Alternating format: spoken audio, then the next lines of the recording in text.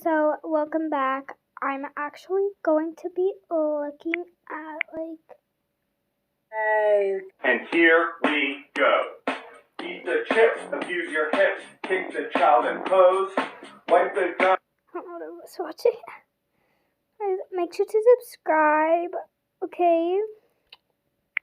So I'll be watching Gary cartoon. Okay.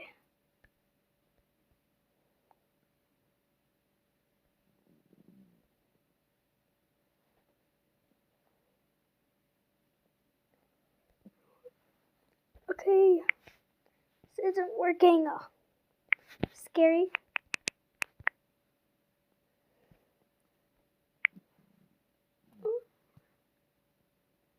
Okay, guys. This is...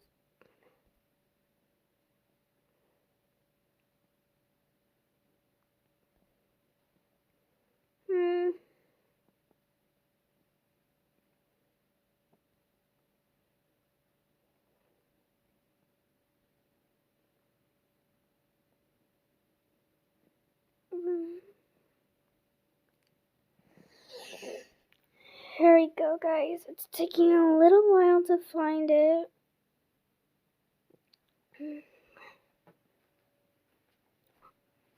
I need to watch this.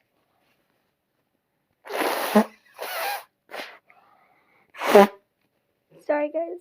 I had to blow my nose. Okay, so guys. Sight. The words kept repeating. So guys, scary videos. Talk to nicely. The PA system crackled to life on a Thursday during second period in my junior year of high school. The familiar tones of the recorded voice filled my classroom. Lockdown, locks, lights, out of sight. Lockdown, locks, lights, out of sight. The words kept repeating as Mrs. Danbury paused at the board and looked up at the speaker in the corner of the room. "Okay, you all know what to do," she said, rushing toward the classroom door to shut and lock it. Nervous chatter went up among the students as we rose from our desks and moved into position against the wall. "Is this real?" my friend Colin asked as we sat on the floor with our backs to the wall. "Must be," I said. "They'd tell us if it was just a drill." The sound of helicopter rotors was faintly audible over the recorded voice of the lockdown alert, and the noise grew louder as we sat there in the dark classroom. After a few moments, it sounded like the helicopter was right over the school.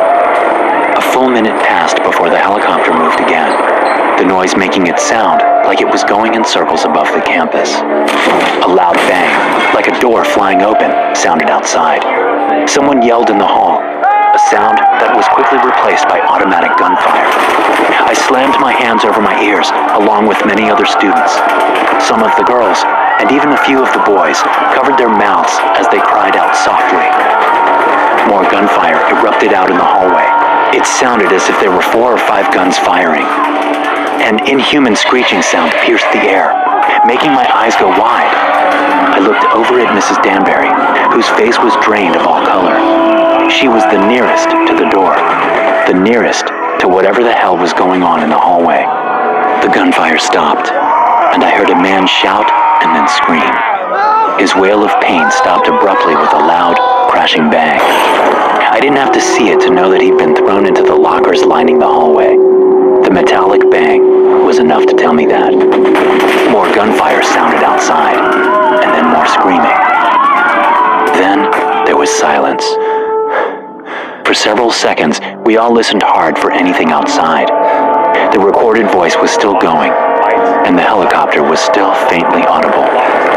The sound of running footsteps suddenly came to us from the hall. The footsteps stopped abruptly, and a terrible scream erupted just before the door to our classroom smashed in. A SWAT officer flew backward into the room and slammed into Mrs. Danbury's desk, which slid several feet from the impact. Cries of fear came from the students around me as they saw the soldier was missing an arm. He'd hit the desk with his mid-back and had come to rest at an angle that told us his spine was broken. Once the soldier came to rest, there was only silence from the hall. It went on for long enough that I was starting to think the danger had passed. Danbury apparently thought the same thing, because she crawled toward the doorway where the smashed door was hanging open. I don't know what she was trying to do, but as soon as I saw her move toward the doorway, I wanted to tell her to stop. Still, I made no sound for fear of attracting whatever was outside, if there was anything there at all. She peeked her head around the door jamb to peer into the hall. Her left hand came up to her mouth, as if trying to keep herself from getting sick. She stood up and turned around to face us. "Okay, we need to move to another classroom," she said. "The hall looks..." A long, blistered, red and black arm with a claw-like hand darted down from the ceiling outside the doorway and grabbed Mrs. Danbury by the neck, stopping her words. It yanked her out of the classroom before any of us knew what was happening. We heard a scream and a thump from outside. Then Mrs. Danbury appeared in the doorway again, only she didn't have any arms. Blood spewed from her massive wounds as she stepped into the room, looking back over her shoulder with a dazed look on her face. What she saw there snapped her out of it, and she started running toward the wall of windows opposite the doorway. Fountains of blood poured out of her as she ran past her desk, screaming. A monstrous, scarred figure that looked like a badly burned mix between a bear and a baboon darted through the doorway after our teacher.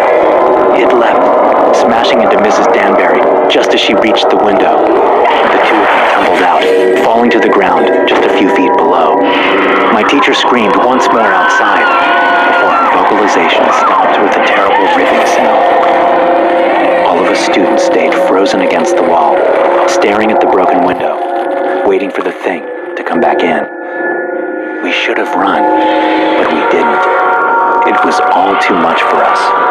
Eventually, the gruesome sounds from outside stopped, but none of us were willing to risk standing up and moving toward the window to see what was happening. Not long after those noises stopped, we heard a flurry of gunshots from far off, likely off the high school campus. Hearing those faraway shots snapped me out of shock. I stood up and moved slowly to the doorway. I looked out to see the hallway littered with dismembered bodies. There was blood all over the place. A man with a smashed head lay below a huge and bloody dent in several of the lockers across the hall. A few other guys and I led the rest of the class out. We headed toward the evacuation spot and were about halfway there when we ran into more police coming into the school. They took us to safety. We were told it was an escaped animal from the zoo. That's even what they said on the news that night. They said it was a bear, but I know what I saw. It wasn't a bear. It wasn't any animal I've ever seen. And the fact that there's a military research base not far from our school is just too much of a coincidence. But those of us who were in that classroom that day are smart enough to keep our mouths shut. But we know the truth. We'll always know the truth. Story 2. Dead all day. Before the lockdown even started, I knew something weird was going on. And I wasn't the only one. It was my senior year, and I had a pretty easy schedule. It was spring. So creepy, guys. I cannot believe how creepy that was. Guys, let me get my camera up so you can see me. So guys, I can't believe how creepy that was. Oh my god. Was that actually creepy? Like, oh my gosh. Yeah, I cannot believe that. I just saw that. So we're gonna go back to the video and we're gonna watch it. I think it was like a mix of animals. With the red, it might have been panda or something. No, not panda. What am I thinking? I'm so dumb. Okay, but I don't know. I have no idea. But I'm going back to it and we're watching it this one. And I could see the end of high school on the horizon. But that day, a Tuesday, my concerns turned from the mundane to the insane. At first, I shrugged off the strange feelings I had. I thought the teachers were just having an off day. Or maybe it was me who was having the off day. I told myself to forget about it until lunch came around, and I went off campus to get a burger with my buddy Tom. What's up with the teachers today? Tom asked, as we sat in the fast food drive-thru, waiting to pay and get our food. I turned, surprised at Tom, who was usually about as observant as an octogenarian with failing eyesight. You noticed that too? I asked. Yeah, man. They're acting really strange. Mr. Bemis was just staring at me during first period. His eyes were all wide and blank. It was creepy as hell. Then during second period, Miss Delia forgot how to spell the word algebra. She just stood there at the board, her hand up, with the A and the L written. I swear, she stood there for a full minute before Courtney Miller asked her if she was all right. It was weird. Maybe they all got together and smoked a blunt this morning or something. I laughed at that, thinking about the teachers hotboxing one of their minivans. But the laughter didn't last long. Tom was right. Something funny was going on. Yeah, Mr. Liu walked super slowly up and down the aisles while we were taking a test today, I said. He never does that. He always sits at his desk and reads or something while we take tests. And how slow he was walking? You'd have to try really hard to walk that slowly. Plus, I caught a whiff of him as he walked by one time. He stank. He was wearing cologne or something, but I could smell something nasty underneath it. You know what? Tom said. That made me remember something. You know how Miss Delia is always so prim and proper? She's a neat freak, right? I nodded. I had Delia in one of my afternoon classes. Well, Tom continued, she looked kind of sloppy in class today. Her hair was frizzy, her makeup a little, I don't know, sloppy or something.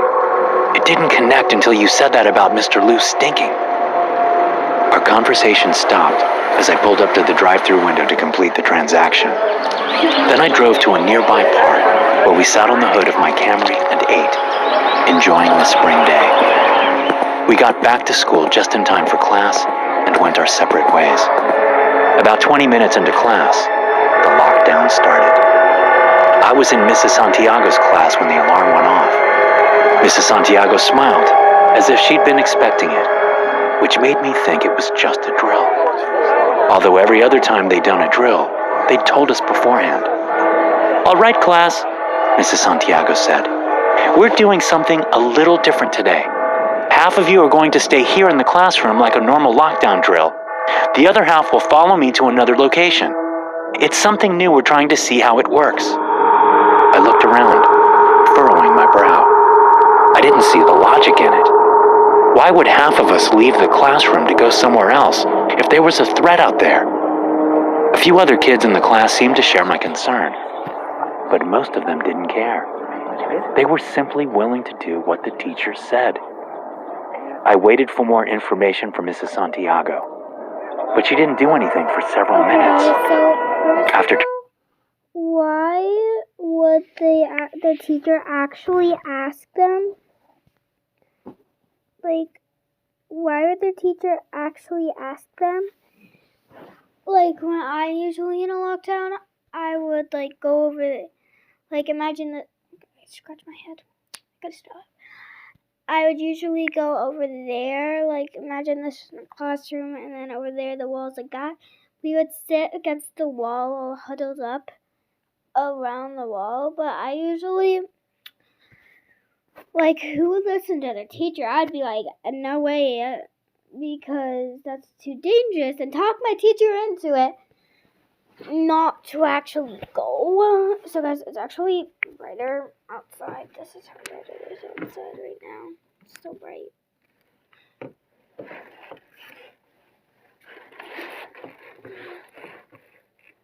But that's just like, I don't know how to explain it, but like, I would say, and now teacher, I'm not going there. You're out of place and stuff. Because, like, why would you want to go there if, like, there's a lockdown? Because that's just going to get you into more danger. And then you would know that there's something up. Like, so, yeah, let's just get back to the video. Let's get this over with because I'm going to After turning the lights off and locking the door, she just stood at the front of the classroom, hands clasped behind her back, looking at us with a small smile on her lips. Finally, just when I was about to ask her what was going on, she split the class in half down the middle, telling those of us on the left side to come with her, and those on the right to stay in the classroom. I stood and lined up with the other kids on the left, while those on the right got against the wall. We followed Mrs. Santiago out of the classroom, taking a right.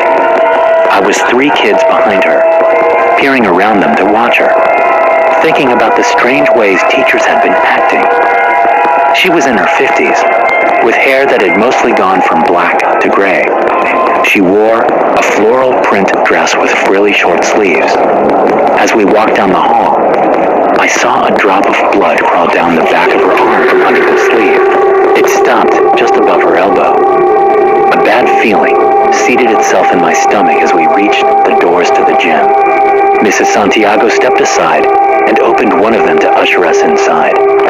It was dark inside the gym because all the lights were off. As soon as I walked through the door, I stepped aside while the other kids walked past me into the darkness. I could hear some of them murmuring. They knew something was wrong.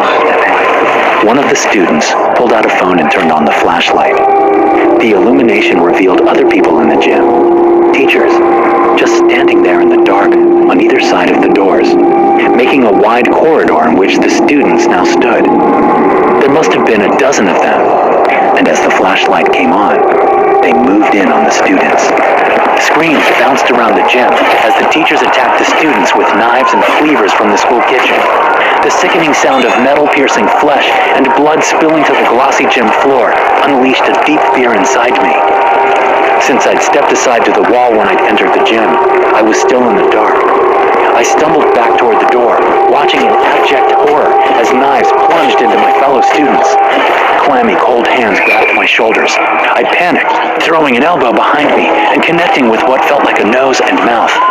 The hands came off of me as I turned around, seeing Mrs. Santiago standing there staring at me, her mouth split open and her nose bleeding. I shoved past her in the doorway, trying to get away from the gym, but she grabbed my left arm with her right hand. At 18, I was much bigger and stronger than her. I shoved her as hard as I could. Something ripped, and she fell back against the gym door, but her hand still gripped my left arm above the elbow. I scrambled, pulling at her severed arm, ripping it off of me and throwing it at her feet.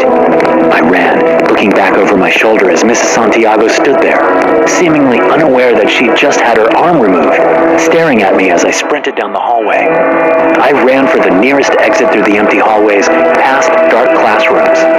The lockdown alarm was still blaring, but I barely noticed it. The sound of my heart beating seemed louder than any alarm could ever be. I slowed as I passed Tom's classroom, clarity coming into my thoughts.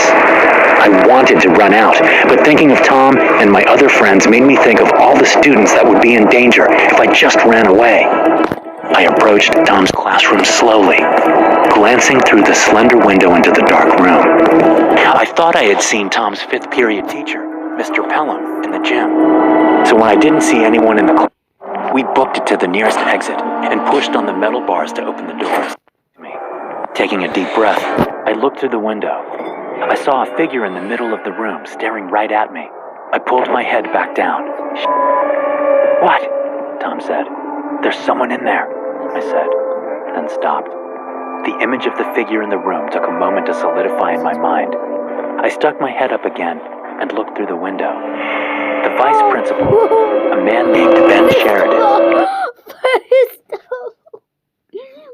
was floating in the middle of the room, his legs and arms outstretched to make an X with his body. He was naked, and there was a short wooden spear jammed through his chest. The orange light was coming out of his eyes, nostrils, and wide open mouth, flickering as if from an inner fire. There were also red glowing words used by the faculty. I pushed on one of the doors, my hope disappearing as it, too, only opened partially before Christina Henry, a pretty 20-something art teacher I'd had my junior year. "We need to get out of here," she said, holding up her hands. "I don't know what's happening with the other teachers, but they're killing students." "Yeah, no shit," I said. Tom stood up, eyeing Christina nervously. She looked normal, and she sounded genuinely scared, but I wasn't about to let her near me. Were you at the meeting yesterday? I asked her, taking a shot in the dark. She looked at me with open curiosity. The meeting? What are you talking about? Why is that important? Because I'm guessing that's the last time all the teachers were together in one room, I said. Whatever happened to them, someone did it on purpose.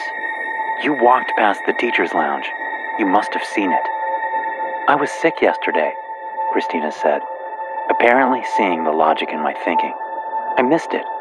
Now, can we please get out of here? Whoever chained up the doors had to be able to get back in here somehow. I have a key to all the exterior doors. We can find the one and get out of here. I glanced at Tom, who looked at me with wide eyes, which he shifted down toward the desk. He was trying to tell me something. Let me think, I said to Christina, then looked down at the desk. Tom leaned down and put his hand on top of a clipboard on the desk. I glanced at it, seeing it was a list of names, teachers' names. At the top of the sheet, it read, faculty attendance. And right next to Tom's index finger was the name Christina Henry. Next to her name, a check mark. I looked back up to see that she had a gun in her hand. I like you guys, she said, dropping the scared tone. I really would have let you go. You're both respectful students. You're not disruptive. I really wish you would have believed me. She raised the gun. I threw the heavy award at her, ducking as I did so. She fired the gun, but missed as she dodged out of the way of the teacher's award. Tom dove over the desk and tackled Christina, slamming her against the wall.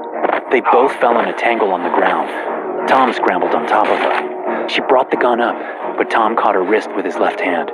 With his right, he reached out and grabbed the award, then slammed it down on her face once.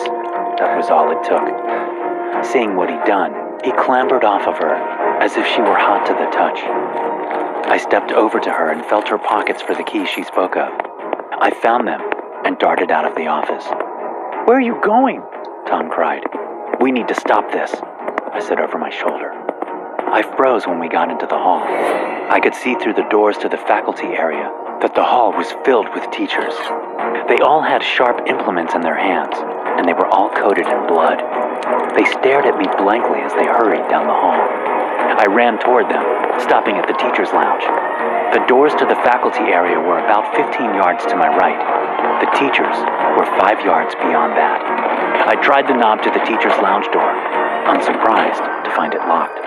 Trying to calm my shaking hands, I fiddled with the keys, trying 2 of them before the doors opened to my right. I had time for 3 more out of the dozen on the key ring. To my left, Tom came out of the principal's office. Oh, man, he said, looking at the dead-eyed teachers bearing down on me. Run, Nate, he cried. I slid a key into the knob and turned it, amazed to find that it actually worked.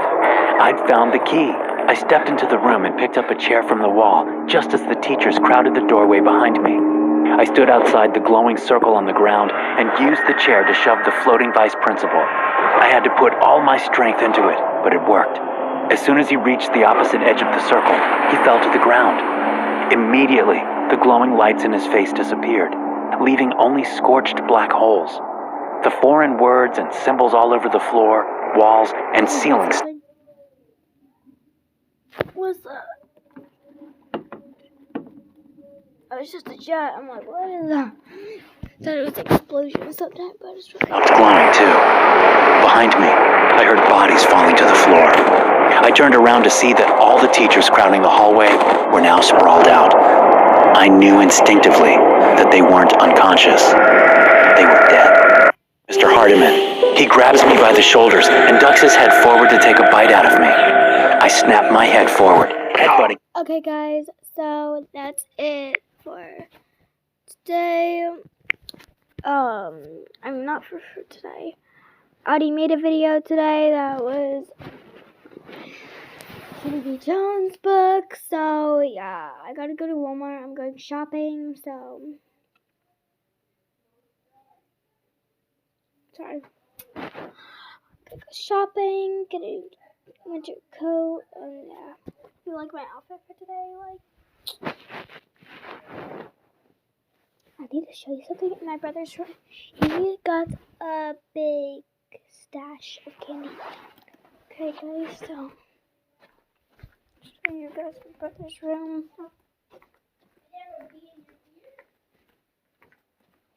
A big stash of candy. Okay.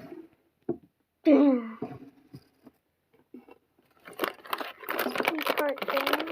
What are these things? What do they taste like? That one had bite out of it. I wonder what they taste like. Ew.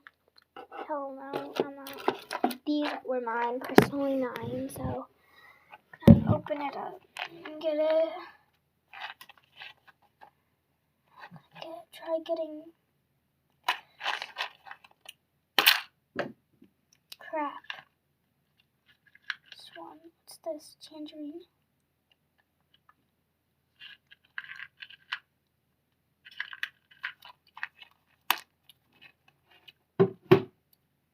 I personally only like the tangerine. Taste of it, I just stuck on it. So guys, here's my cat. Oh, never mind. My cat's not in here. But make sure to subscribe. Bye, guys. If you guys want to get this app, it's called Super Screen Recorder. So yeah, bye.